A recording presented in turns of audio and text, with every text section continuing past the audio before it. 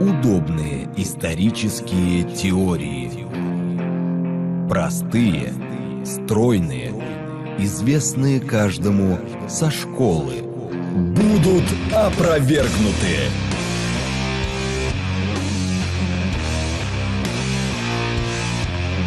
Забытая история. On air, Forgotten History. Today we're talking about ancient China with Gleb Nosovsky. Hello, Gleb Vladimirovich. Hello. Let's start with what in your understanding constitutes ancient China, and whether it existed at all. Of course, it existed. The question is, where and when? The chronology of Chinese history is a very interesting and important part of the new chronology. We've written quite a lot on this topic. Firstly, there's a large chapter in the book, Empire, dedicated to the chronology of ancient China. Secondly, there's a book called The Piebald Horde, The History of Ancient China, in the series, New Chronology for Everyone. Also, I hope in the near future a book that has already been submitted for publication will come out, titled, The Last Journey of the Holy Family, which provides a very detailed account of the chronology and our reconstruction of the history of ancient China. I would like to start with chronology first and foremost, because the basis of our reconstruction and the basis of the new chronology is dating. There are many legends, prejudices, and beliefs about the history of ancient China existing in society, mostly based on Chinese movies. But the question arises, what evidence lies behind all of this? What proves the chronology of ancient China? How is the dating of all ancient Chinese dynasties that Chinese historians present to us proven?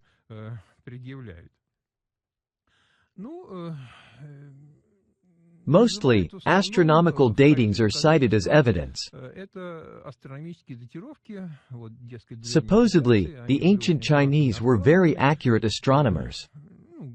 True, by the 19th century they had lost these skills, but the ancients were very meticulous and accurately recorded astronomical events in the sky. In particular, if you listen to historians, you can hear that, supposedly, the ancient Chinese very accurately recorded the appearance of Halley's Comet. And based on these Chinese records, you can fully trace all the appearances of Halley's Comet and thereby prove the validity of the Chinese chronology.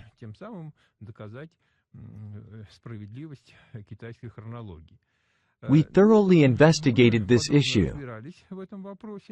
It turned out that it's purely a promotional and rather deceitful trick. Firstly, the records of comet observations in Chinese chronicles are so dense, with over 300 observations, that you can insert the periodic appearance of almost any comet you invent into these chronicles.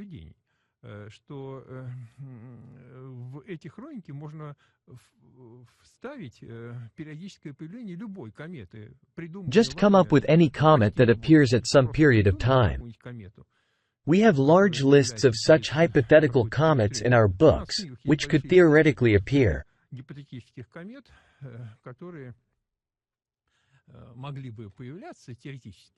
And we searched for their appearances in Chinese lists.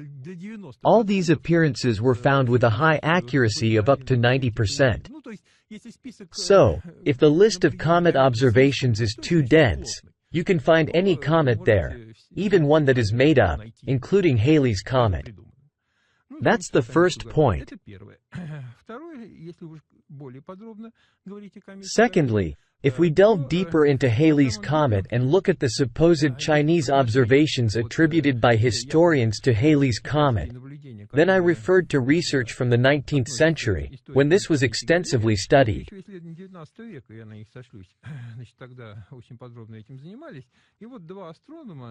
Two astronomers, Cowell and Crommelin, plotted the appearance of Halley's Comet according to Chinese chronicles. And in the mid-19th century, they discovered a remarkable regularity. It turns out that according to Chinese chronicles, the periodicity of Halley's Comet itself exhibits a certain periodicity. That is, the time between two reappearances of Halley's Comet is not constant but fluctuates somewhat, and this fluctuation is periodic. As they believed, they discovered a law of astronomy and published a scientific paper showing that, according to Chinese chronicles, there is a sinusoidal dependence in the fluctuations of the period of Halley's Comet. So, what happened in reality? It turned out that the next reappearance of Halley's Comet flagrantly violated this periodicity, and the next one violated it even more. That is, it turned out that in reality, there is no any periodicity. But why then does it appear in these Chinese records? Essentially, even from this pseudo-law, it's evident that the Chinese roster of Halley's Comet is simply a forgery. There are some other quite vivid indicators.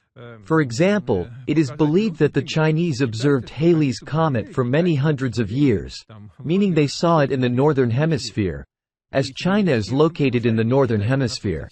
But, for instance, in 1986, Halley's Comet reappeared. Did we see it? No. Why? Because it was visible only in the southern hemisphere. Halley's Comet is sometimes visible in the northern hemisphere and sometimes in the southern hemisphere. So, did it turn out that the Chinese in the northern hemisphere saw all the recurrences of Halley's Comet? No, that can't be. This means that some must have been missed. They don't have any misses. And so on and so forth. It can be strictly proven that the Chinese supposed observations of Halley's Comet are falsified. In short, according to Chinese chronicles, these observations of Halley's Comet, as they describe them, are contradicted by modern observations. So far, that's how it turns out. By observations in modern science. Okay. Moreover, if we look at Chinese astronomical observations, it becomes laughable. For example, let's open a recently published book detailing ancient Chinese astronomical observations. For instance, on the first page, it is claimed that the ancient Chinese observed sunspots as early as the Paleolithic era. As evidence, fragments of ancient Chinese ceramics are demonstrated, on which the sun is depicted as a circle with a dot in the middle. It turns out that this is an observation of sunspots by the ancient Chinese. I remind you that a circle with a dot in the middle is the European symbol of the sun in the Copernican era. When Copernicus proposed a heliocentric system, according to which the planets revolve around the sun, only then did the sun begin to be denoted with a dot in the middle. And the Chinese, naturally, borrowed this from the Europeans. And now this is evidence that the ancient Chinese, sitting in caves, observed sunspots. And so on and so forth. In fact, the entire history of China as it is presented to us, is a kind of fairy tale. It's promotional, fairy tale-like, and actually not very interesting. But genuine Chinese history, if delved into, is an exceptionally fascinating thing. To all intents and purposes, if you read our reconstruction of the history of ancient China, you'll find it very interesting to visit China and see what is there. Because ancient Chinese and medieval Chinese monuments and the history of ancient China, which is actually medieval, have a direct relevance to our history. And from the perspective of the new chronology, Chinese history is an exceptionally interesting topic. I'll give you another critical example before explaining what Chinese history actually was.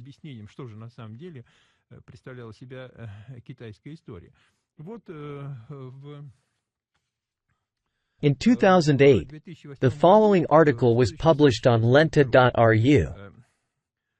A tiny Swiss watch was discovered as archaeologists and journalists were making a documentary about the exploration of ancient Chinese tombs in the Guangxi region.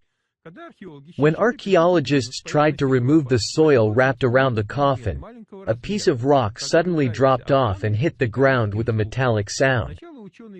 At first, scientists mistook this object for a ring, but when it was cleaned of dust, it turned out to be a tiny watch, and on the back was engraved the word, Swiss.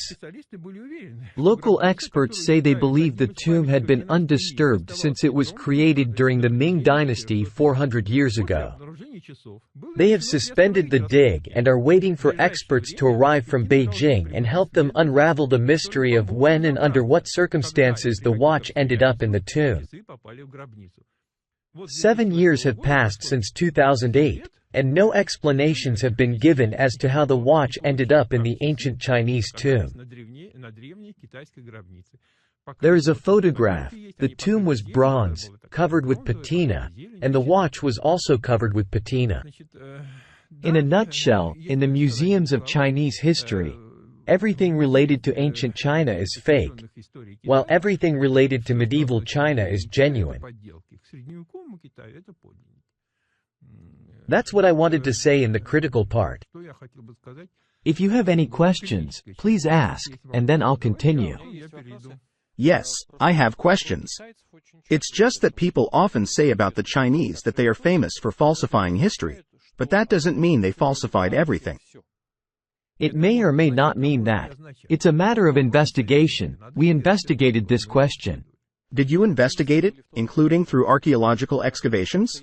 I'm just trying to understand the depth of the research. No, we don't engage in archaeological excavations. We don't dig the ground. Archaeological excavations are carried out by archaeologists, and we study ancient Chinese history through written documents. Supposedly ancient documents that have reached us are plentiful, although all Chinese originals, that is, the manuscripts themselves, were not written earlier than the 17th century, but it is believed that they were carefully copied from ancient times. We study Chinese chronology using statistical and astronomical methods. Our critical analysis also applies to radiocarbon dating of Chinese history and to archaeological dating.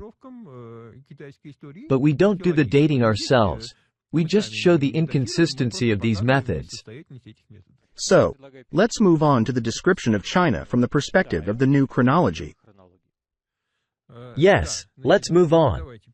Of course, this is radio, so I can't show it, but nevertheless, I'll describe it. This result was obtained from Chinese history using mathematical statistical methods.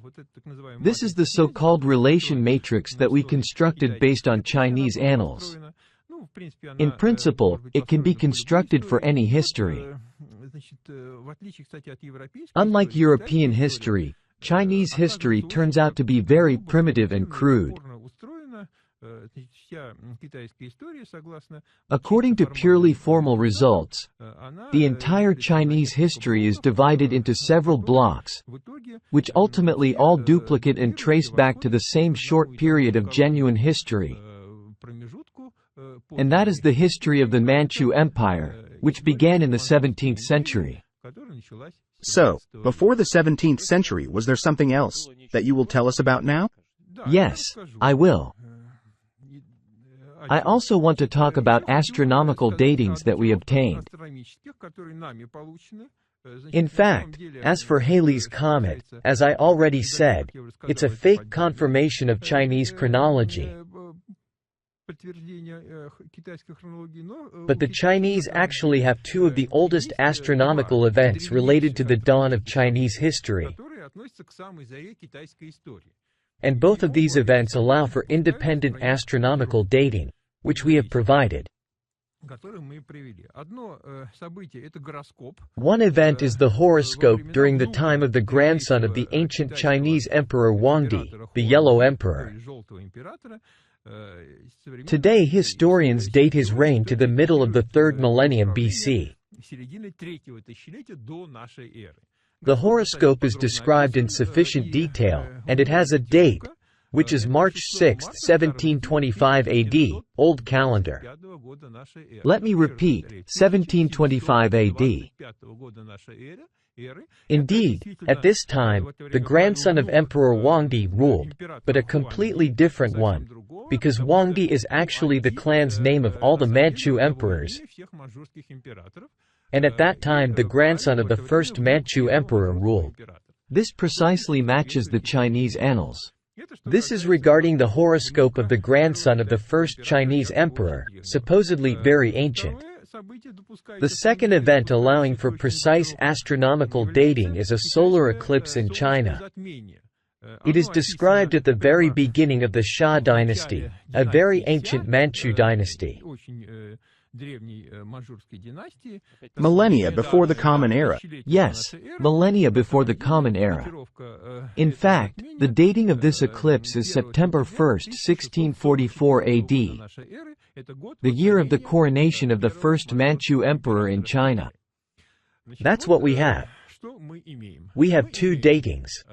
I repeat, this is all we could extract from a fairly large volume of ancient Chinese astronomical information. There's a lot written there, but not all sufficiently detailed astronomical descriptions are suitable for dating.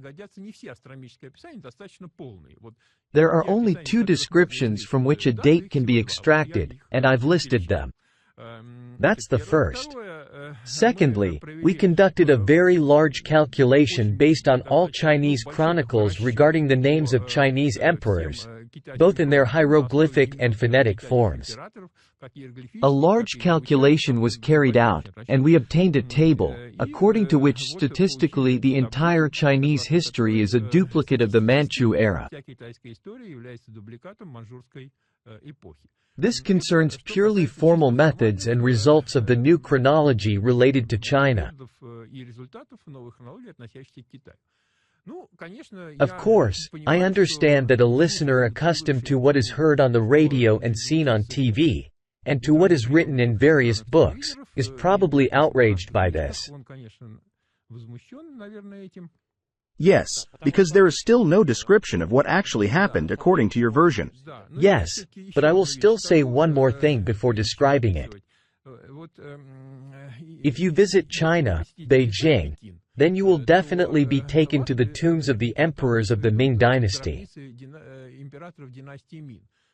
In fact, these are fake tombs, about which I will tell you more later.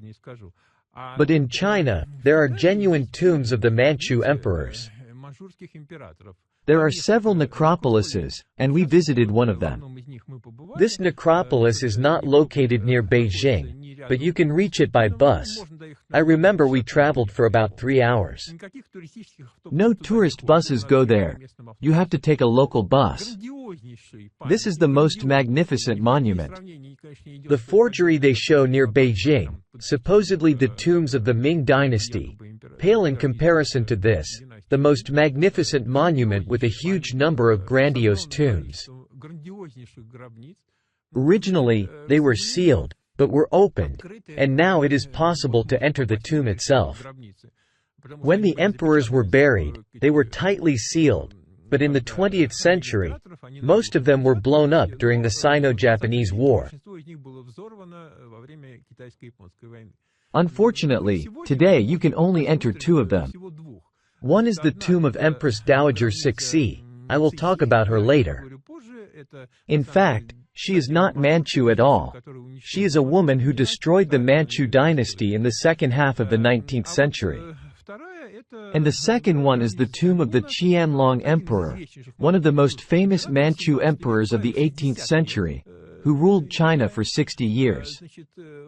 His tomb is open, it can be visited, and I will briefly tell you about it now. A splendid huge tomb. The emperor himself and his wives and concubines are buried in it. It is completely covered with inscriptions, all vaults, all walls, and so on. And you know what? In this tomb, there is not a single Chinese character, not a single one. There is not a single ancient or medieval Chinese image, as we are used to seeing on various Chinese vases, absolutely not a single one. Everything is inscribed in Tibetan, dense writing on all walls and ceilings, and all images are purely Indian. This is an authentic monument that you can see and feel for yourself. I repeat, tourists are not taken there. So, what can be said about Chinese history from the perspective of new chronology? I will go straight to our reconstruction. We have all this described in detail. According to our reconstruction, ancient China is a very young country with a very ancient history. Indeed, in China, you can see something very ancient, recently made, but very ancient.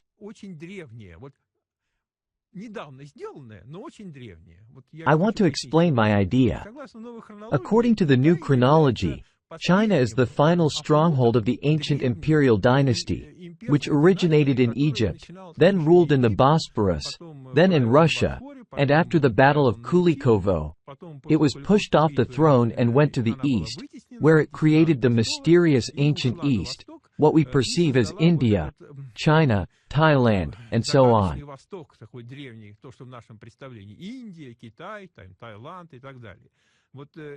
They established states and empires of the same ancient type. The customs that prevailed there are exactly that ancientness that we have long lost.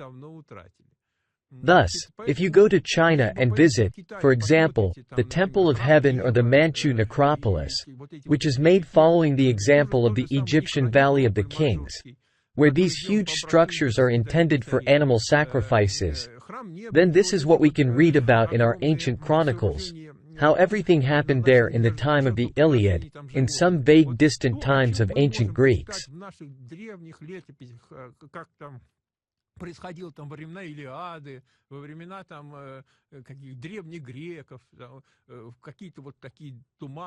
You can see and touch exactly the same samples with your own hands, but made in China in the 19th century, and you can look at these ancient rituals and customs.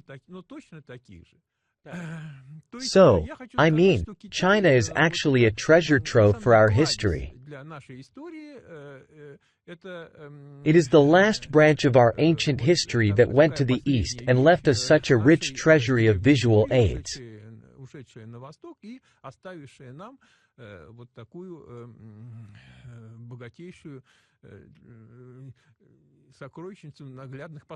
If I understand you correctly, according to your description, the dynasty that we had eventually went to China after the Battle of Kulikovo and established a new branch there. First to India, then to Tibet, then to China. India, Tibet, China. There are many questions arising, but you may continue the explanation. I am ready to answer questions. Well, you are still saying that now, by going to China, we can get acquainted with what we had. But at the same time, all serious researchers of China and just travelers notice a significant difference between us and the Chinese in the philosophy of life, in the perception of reality. It's as if this empire left no trace on us. Yes, that's a very good question. Thank you. So, indeed, this Manchu dynasty came to China. Once again, according to our reconstruction, they came from Russia through India, leaving there a huge number of monuments, which, by the way, are not very much talked about. This is the so-called Greco-Buddhism. These are monuments where Buddhism is mixed with ancient Greek gods. In India, they won't really show it to you much, but there is a lot of it in museums, and it's the main archaeology of northeastern India. Ruling in India until around the 16th century, they were ousted from there by Muslims and ended up in Tibet. In the early 17th century, from Tibet, not from Manchuria, they descended, conquered China, and created there the last empire of the ancient model. This was the so-called Gesar conquest. And now they are trying to portray the Manchus as some kind of wild Tungus and shamanists. But after some time, they mingled with the local population, with the Chinese. In fact, the Chinese have the property of absolute dominance. So when mixed with the Chinese, they become Chinese. All their traits are dominant, this is known. Let me remind our listeners that with us today is Gleb Nosovsky, We are discussing ancient China in the light of the new chronology. It's now 3:30 p.m. News. After the news, we'll return and continue. Забытая история. On the air is Forgotten History, and it's 3:35 p.m. Today we have Gleb Nosovsky with us, remembering ancient China.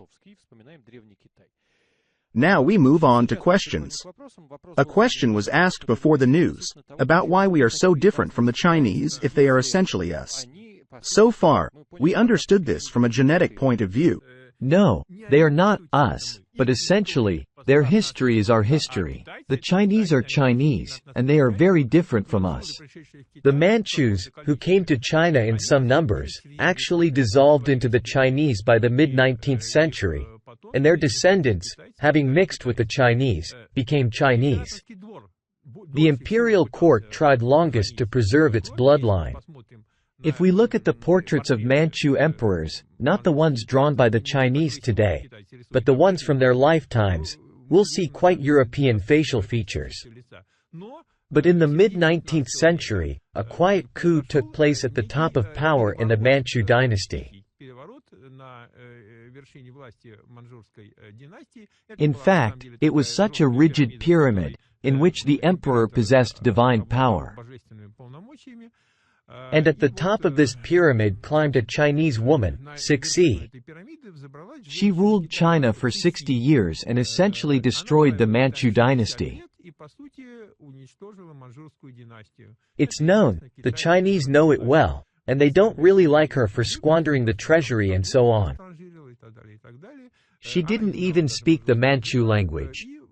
Essentially, the Chinese history that is written today with the fictitious purely Chinese Ming dynasty and all the rest, all began under the Manchus, but not under the real Manchus, but under Cixi. She appointed her own relatives as successors, not the relatives of the emperors. They were completely different people, and after that, the dynasty quickly declined. Therefore, it must be understood that formally, the Manchu dynasty declined in the early 20th century, but in fact, it ended already in the mid-19th century, before Cixi.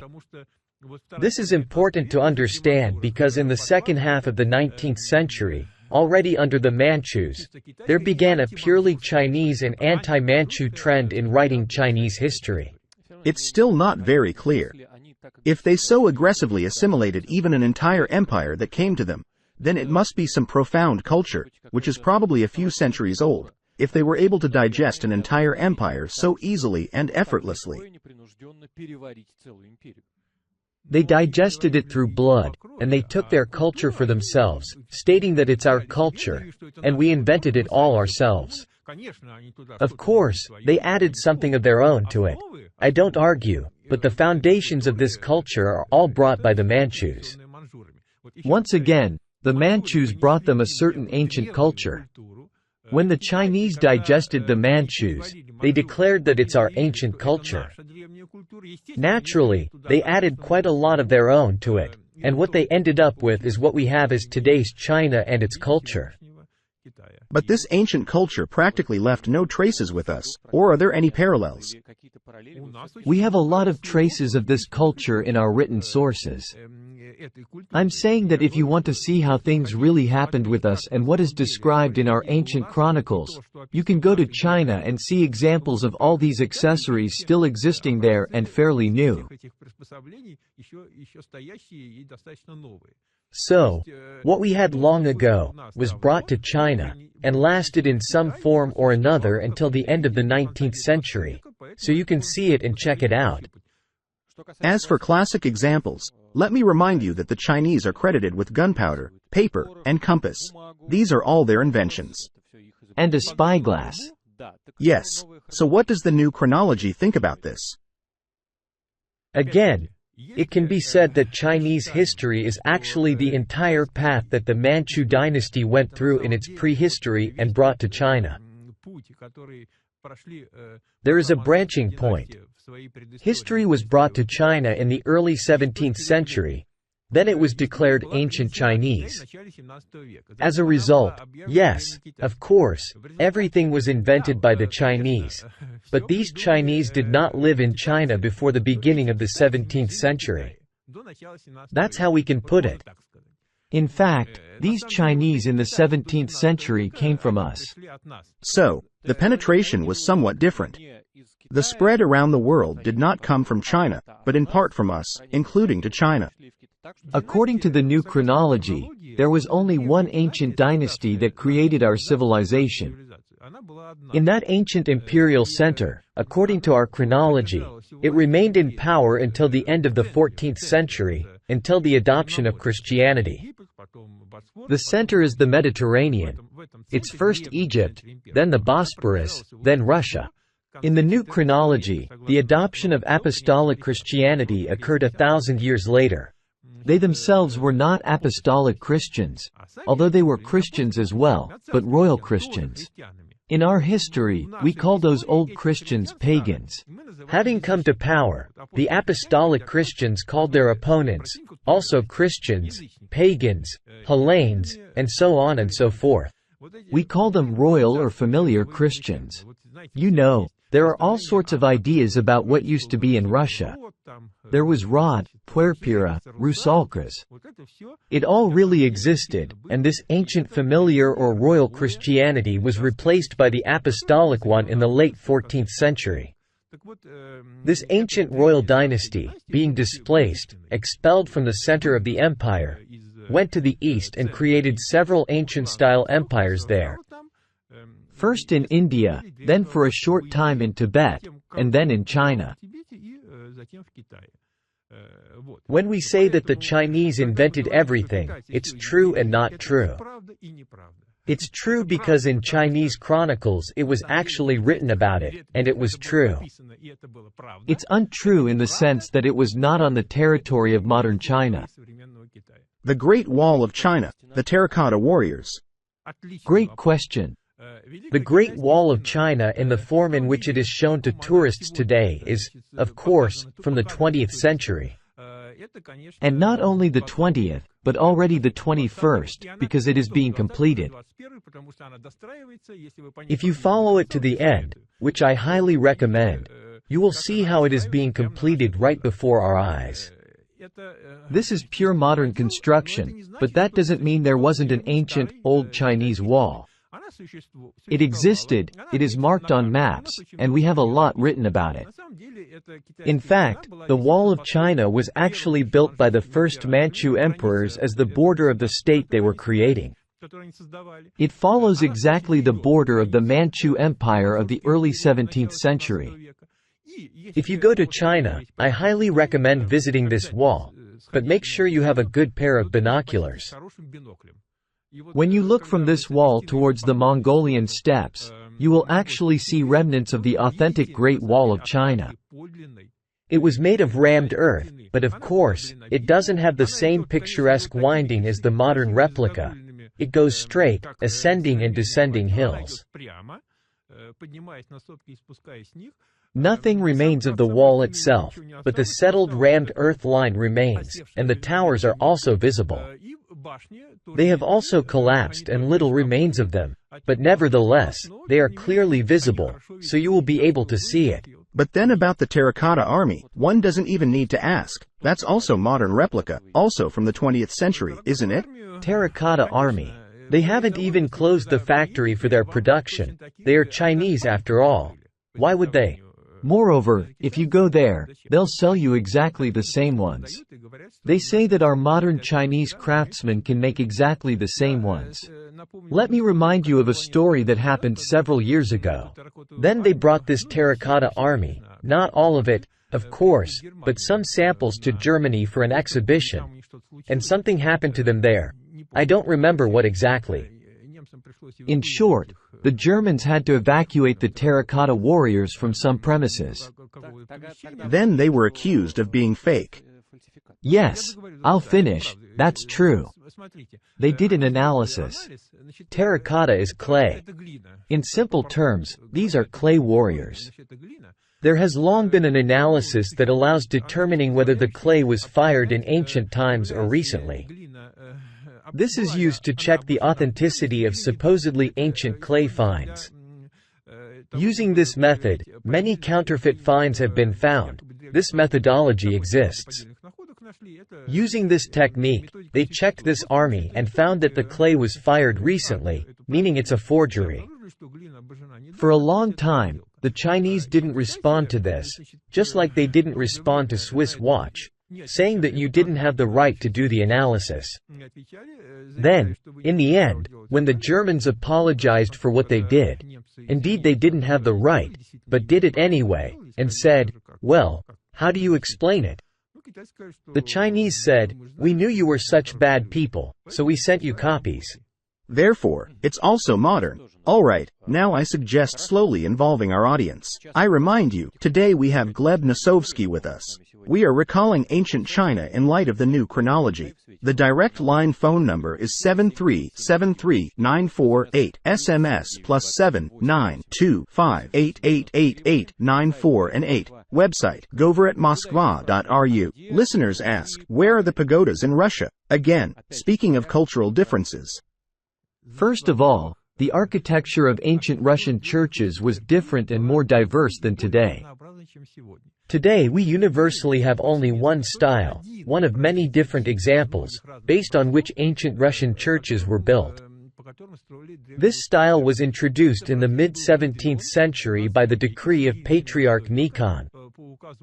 All other churches according to different examples were being destroyed and replaced with these ones.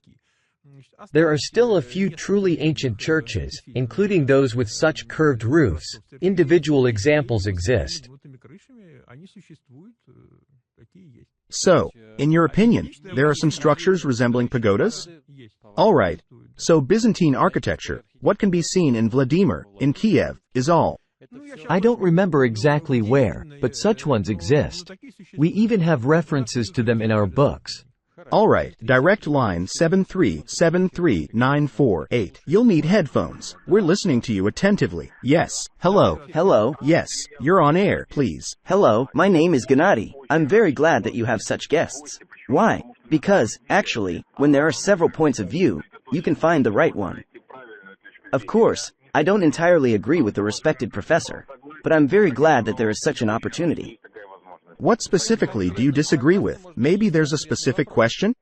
You know, unfortunately, there are no questions, but I'm happy to listen. Thank you. Accepted. 7373948. We're listening to you. Good evening. Good evening. Yes, you're on the air. Please. I'll lower the radio now. The question is this. Your guest keeps talking about some Manchu dynasty. But let him then explain the dynasty of Genghis Khan's descendants, the Yuan dynasty, and Emperor Kublai Khan. A European who was there, Marco Polo, wrote very well about him. How does all this fit into your fraudulent theory?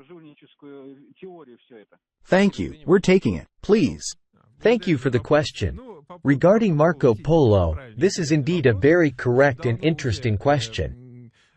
Reading Marco Polo, researchers have long been amazed at how he, having been in China, did not see tea there. He doesn't mention tea. Neither the Great Wall nor the small feet of Chinese women. This is a very characteristic detail. They bound their feet in tight shoes to make them small. So, actually, if you read Marco Polo's book, there are no signs of China there. This has long been noticed by our researchers, and abroad there are studies on this topic. And in our book, Empire, there is a separate chapter dedicated to Marco Polo's book, where it is proven that he had not visited China. It is necessary to understand correctly the name China itself. By the way, Russians call it Kitai, and the whole world calls it China. Pay attention to this. Russians call it Kitai. We have the word Kitai, and, by the way, Kitai-Gorod, which is China City. If you look at old maps, then actually Western Siberia is called Kitai. The modern Russian name Kitai did not originally apply to present-day China. This name was later attached to it. The European name China, referring to southern China, is more correct. By the way, in Afanasy Nikitin's writings, Kitai is called China. These were two different names, China and Kitai.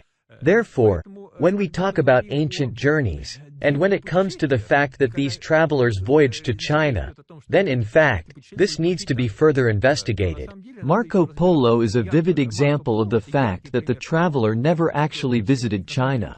Perhaps he was in Kitai, China in western Siberia, but he never visited the real China, although it is considered that he was in China. And this was not our finding. There are many studies on this topic, and we have a chapter in our book. Do you also associate Kitai-Gorod, China City, specifically with the territory and not with defensive fortifications? What Kitai is and where this name came from is a separate question. Perhaps it means a defensive fortification, but this is a domain of linguistics, which is not relevant to the matter now. Alright, 7373948. We're listening to you attentively. Hello. Hello. It's not even a question, but rather a bit of a misunderstanding. I'm very pleased to listen to you. And overall, everything you say, but I immediately associate it with present-day Ukraine, which attributes such antiquity to itself, claiming to be Rome, Greece, and everything else under the sun. Isn't there a political agenda behind this? Thank you. Perhaps there is something remotely related to this. But actually, it's not necessarily a characteristic of the Chinese, Ukrainians, or Kazakhs. Why specifically Ukrainians? Look at what they write in other countries. They now attribute all history to themselves. Kazakhs claim that Gagarin was Kazakh, or something like that. Maybe I'm exaggerating a bit, but nevertheless. Chinese are now diligently trying to prove that they had a primordial ancestor who has no relation to the rest of humanity, such an ancient pre-Chinese, and now, as far as I understand, they are promoting this theory. Wanye, 2 million years ago, that's true. Understand that creating a history for oneself and increasing one's weight is a natural desire of any young state, and everyone has been doing this. All of Europe was engaged in this in the 17th century. So, don't point fingers. Ukrainians, Chinese, you're like this, and we're different. It's the same for everyone. But that's exactly what you're being accused of, that you're now trying to create a new history for us. No, we're not trying to create a new history for us. We are indeed accused of this, but in fact, our research is based on purely formal chronological results. In fact, we started studying the history of Russia in the 1990s, about 20-something years after we got involved in this business. And it all started in 1973. Initially, we had no idea that Russia had such a great importance for world history, as it turned out. It just happened that way. There was no any political agenda behind this. And this is clearly seen from the history of the new chronology. That's the first thing I want to say. Secondly, still, I want to emphasize, so there are no misunderstandings. I have a very good attitude towards the Chinese, and I don't want to blame them for anything. Moreover, I believe that the Chinese are a young nation with ancient history. And both are good. They have such enthusiasm. They have youth. And at the same time, the history that was brought to them also gives them some advantage. Therefore, I'm not saying anything bad about the Chinese.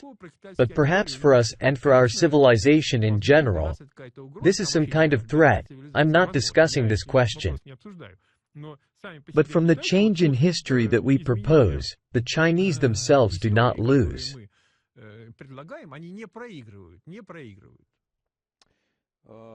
Confucianism?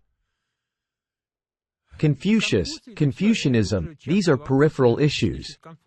Since they brought ancient European history with them, then, of course, there are key moments of our ancient history in it, including Christ, described partially under the name of Confucius.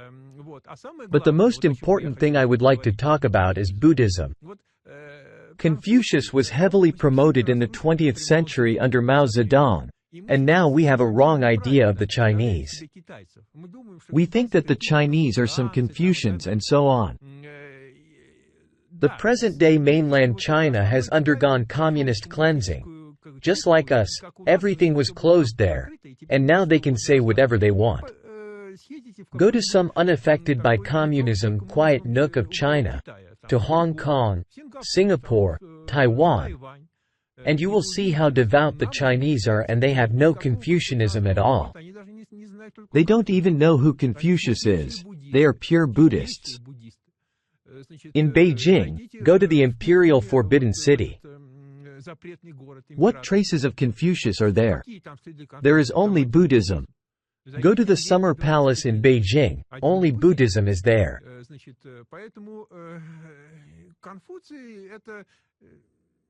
Yes, indeed, they have one temple in Beijing dedicated to Confucius. But these monuments to Confucius are from the 20th century. Everything related to Confucius is from the 20th century. Look closely, you'll see. And the Manchus were by no means shamanists. They were Buddhists, and Tibet was sacred land for them. By the way, Tibet was supported by Imperial China. The Tibetan Lama had a huge temple, a whole monastery in Beijing. It still exists. I advise you to go and see. So, I want to talk about Buddhism, not Confucianism. What is Buddhism? Today we are accustomed to think that Buddhism is a religion that arose before Christ. There was a certain Indian prince, Shakyamuni, who has a very bright story. I won't retell it.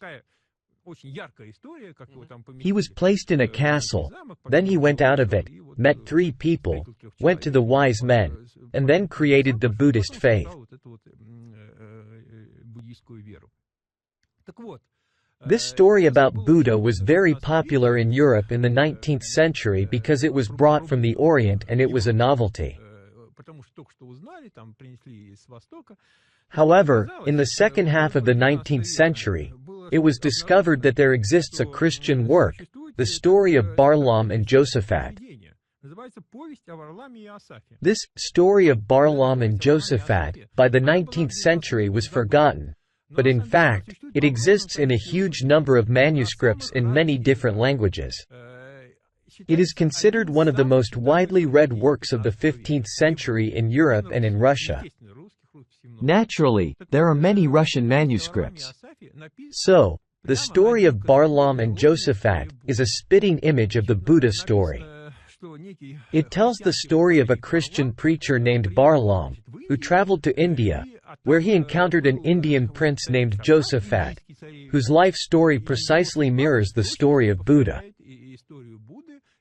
He was raised in a castle, isolated from the outside world, and then went out, which is exactly the story of Buddha. This was immediately noticed, and there were many disputes on this topic, but nothing came of it, because in today's history, reconciling these two things is impossible. Why was the whole of Europe fascinated by the story of Buddha in the 15th century, but called him by a different name, although acknowledging that he was an Indian prince? And how did they learn about Buddha if Buddha and Buddhism were supposedly completely separate and independent from Christianity? In fact, quite recently, on December 2nd, November 19th after the Julian calendar, the Orthodox Church celebrated the feast day, the memory of Saint Joseph, the Prince of Great India, the hermit Barlaam, and Avenir, the father of Joseph. That is, this is a Christian saint. We still honor him. We still have his holiday. And in fact, this is Buddha. Why are you so sure that the cause and effect here are exactly such, that the story of Barlaam and Josaphat appeared first, and only after that, Buddha appeared, and not vice versa? Why couldn't the Buddha's story be copied? Well, this follows from the new chronology. It is a consequence of the entire set of chronological results that we obtained. Theoretically, of course, it could have been either way, but the new chronology suggests that the sequence was exactly like that. I'll also talk about Greco-Buddhism. This is also something hidden from the people. We have 30 seconds left. I'll just say it in a few words. In Indian archaeology, there is the so-called Greco-Buddhism, Greco-Buddhist kings. This is Buddhism mixed with antiquity. There are various Aphrodites, Apollos, and so on, and according to the new chronology, antiquity is the royal Christianity. That's what I wanted to say. Gleb Nosovsky was with us today. We recalled ancient China in light of the new chronology. Thank you for participating in the broadcast. Come again. Thank you.